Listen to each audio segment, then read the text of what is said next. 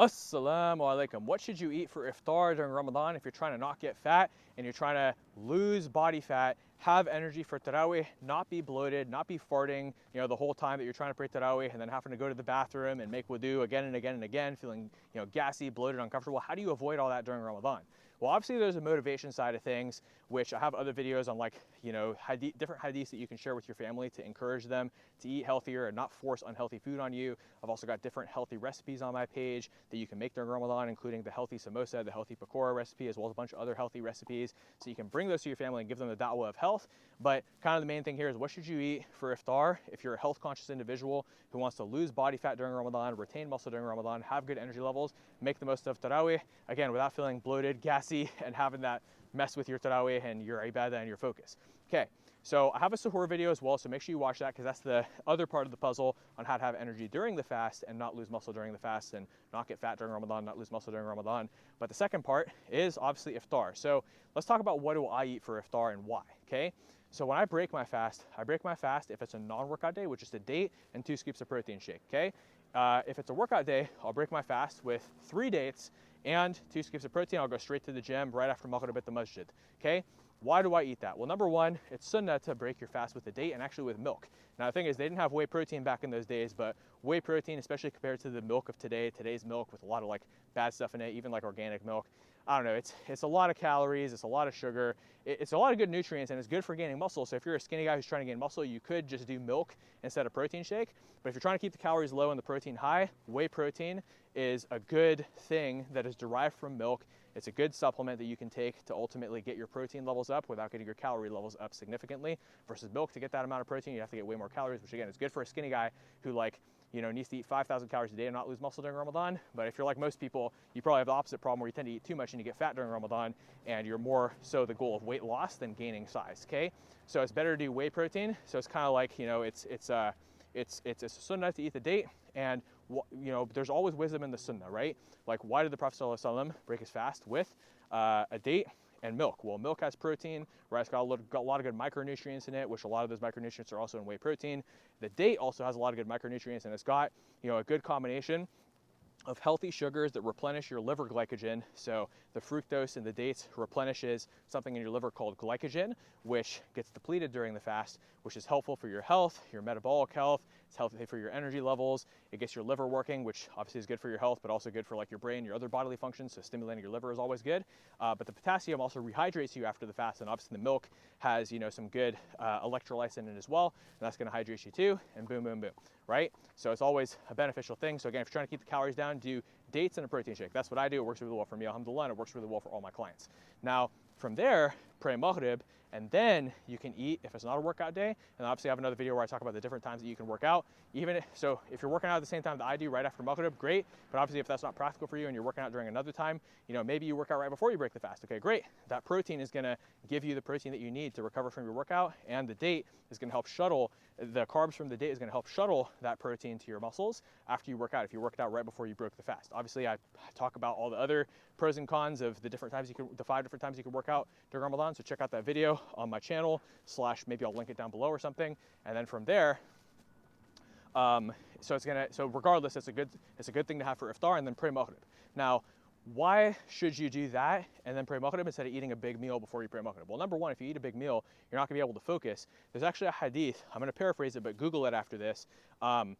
The overeating dims the light of faith in the heart of the believer, okay? And another one that you can also search up and verify this, like there's hadith on this, is our Prophet ﷺ said something along the lines of, I fear for my ummah falling into the temptations of their stomach and of their desires, right? So if you're somebody who's a glutton and you can't resist temptation in food, you start building that mindset of not being able to resist temptation or doing other, or not that eating a lot of food is haram per se, it's, just sunnah to practice portion control, but like, there's things that are straight up haram though, like zina, for instance, or not lowering your gaze or other things, right, that you become more prone to temptation with if you don't build that discipline when it comes to even the food that you put in your mouth and that you pick up off your plate. Okay, if you can't even control yourself to pick up food from your plate, then what else in your life are you not being disciplined in multiple areas, Islamically, business-wise, all that stuff, right? So anyways, the cool thing though is it's kind of like a hack, because once you eat that and then you pray, by the time you're done praying, you're not as ravenously hungry as you were when you broke your fast. And when you were fasting at the end of the fast where you're like super, super hungry, so the cool thing is it helps you to not overeat during Iftar, and it helps you to practice that portion control, build healthier habits. So that's brilliant, right? And then for Iftar, you want to eat something that's low fat, higher in complex carbs. You know, like basmati rice is a good one. It's a good, you know, easy digesting complex carb, especially if you cook it in bone broth. That adds a lot of micronutrients to it as well. Have that with some lean protein. So you don't want to be doing something fatty like lamb. It's going to make you feel heavy and it's going to make you fart and feel bloated during Taraweeh. And by the way, if you get gassy from rice, maybe find another carb like, you know, sweet potato or potatoes, something that doesn't make you gassy. A lot of people get gassy from bread because, you know, the gluten makes most people get bloated. So be mindful of that too. If you like eating bread, maybe avoid that. But if you're one of those lucky small percentage of people who doesn't get bloated from bread, like one of my clients, actually he's cool with me using his name because he let me share his testimonial, Brother Morshad, he doesn't get bloated from bread. And so if he gets a zero fat bread, he can eat that all day long as his, you know, iftar carb. That would actually be really beneficial for him, and that's one of the options that he has in his meal plan. Now, if you get bloated from gluten, though, you could do sourdough as long as you don't have celiac disease, because sourdough has a trace amount of gluten. So if you have celiac disease, obviously that small amount of gluten is still going to mess you up. But if you're just normal and you get, you know, bloated from gluten like I do, that's a good option for you because the sourdough has little enough gluten that you're not going to get bloated. So that's another carb option that's fairly easy to digest and pretty delicious too, right? So these are some of your options. I'm gonna start walking this way because it's a really loud truck and I don't want to mess it up with the video. All right, so loud truck, featuring a loud truck. All right, so next up, so you want to have a carb with a lean protein source. So instead of doing lamb, you could do like some lean beef, like sirloin steak is good. You know, 93% lean, grass-fed ground beef is good. Grass-fed sirloin, obviously, and there's a couple different halal companies like the Organics brand. Double check this at your local, like Vaughn's or Safeway if you have one, but they're actually halal now. They have the halal sticker on the back, so just double check that, right? Open Nature used to be halal, but they stopped making it halal. They switched, you know, suppliers, so we had to switch from that, right? There's other companies too, but that's my favorite one that I use because it's halal, right? And we've had people call, double check, it's hand slaughtered in like Australia, so it's really good. Mashallah, it's hand slaughtered halal, dhabiha. What you could also do is just, you know, some chicken breast, that's a good one. Even chicken drumsticks, but chicken drumsticks, as long as you remove the skin, but chicken drumsticks, even if you remove the skin, still have higher fat than chicken breast, so chicken breast is better. And then chicken thighs are way too fatty, so just stick with the chicken breast is probably the best option, right? And then lastly, you could also do fish, especially if you're in Bengali and you like fish. Salmon is semi-fatty, but as long as you're not going into a calorie surplus, you should be fine. But cod and tuna have a lot less fat, which makes it slightly better, okay? So again, these are different options. Do, you know, some easy digesting complex carbs with a lean protein source, and that's the ideal scenario. And then lastly, so that's what you want to eat for iftar and then dinner. And then lastly, the final thing, and then you could also make some of my healthy low-fat samosas or the healthy low-fat, you know, chicken pakoras or the fish pakoras if you're Bengali, or if you just like fish pakoras, even if you're Pakistani or, you know, not even any of those races, right? I just always like to joke because one of my clients, actually a lot of my clients are Bengali, and one of my team members is Bengali, and he told me there's a saying in the Bengali language that a Bengali is made of fish and rice or something like that. So I love that Bengalis love fish. I love fish too, even though I'm Pakistani, so there you go. Anyways, so, you know, whatever you want to do, as long as it's fitting that sort of low fat profile, so you're not getting bloated and gassy from all those fats, you're not in a calorie surplus from doing fats and carbs together, and you're just eating, you know, complex carbs, lean proteins, it'll digest fast, it'll help you with gaining and retaining muscle, and it's also, and recovering muscle and recovering just tissue, your joints in general. Just protein is really good for you for multiple reasons. I'll put another video on that, inshallah. And then lastly, the last component, man, this truck took my space. I was shooting all my videos there.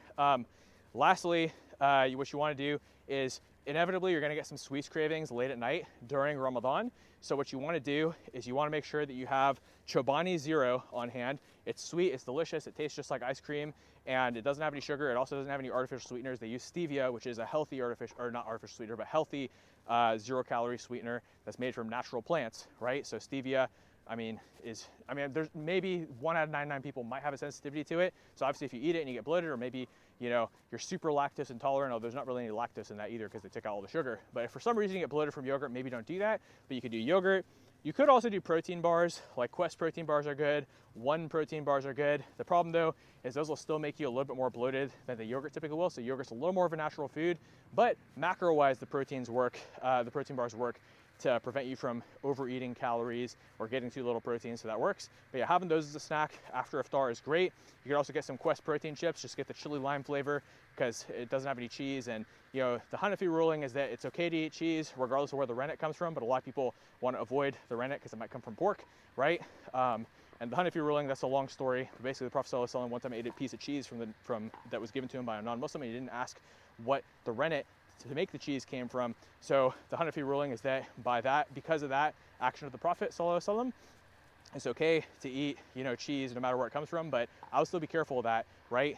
I mean, depending on who you are, I mean, whatever you believe. But either way, if you want to be careful with that, just do the chili lime flavor. It's delicious, and that's how you can satisfy the crunchy cravings. So there's your sweets and crunchy cravings. You could also do half a cup of fruit with some protein shake. That's a good snack that you could do as well during Ramadan to satisfy those sweets cravings, but still hit good macros and not overdo the calories. But don't do nuts, okay? Everyone wants to snack on nuts during Ramadan. Problem with nuts, they're super high in calories, so it's really easy to overeat them, especially when you're like hungry for a snack, you've been fasting all day, you came back from Taraweeh, and you end up eating 2,000 calories of nuts, put yourself in a surplus, and eating all those fats. You know, it's very easy for your body to store fat as fat when you're in a surplus like that. So it's not ideal versus doing any of these other options that will satisfy your sweets cravings and or your crunchy cravings without going over on your calories. Now, make sure you watch my suhoor video if you haven't already. I talk a little bit about how to calculate, you know, the amount of calories you need to eat. I've also got a lot of other videos on this. Inshallah, I plan on doing another Ramadan video where it's like how to calculate your calories and your macros for Ramadan. And inshallah, make sure you check out the rest of the series, subscribe to the channel, turn on notifications so you don't miss anything.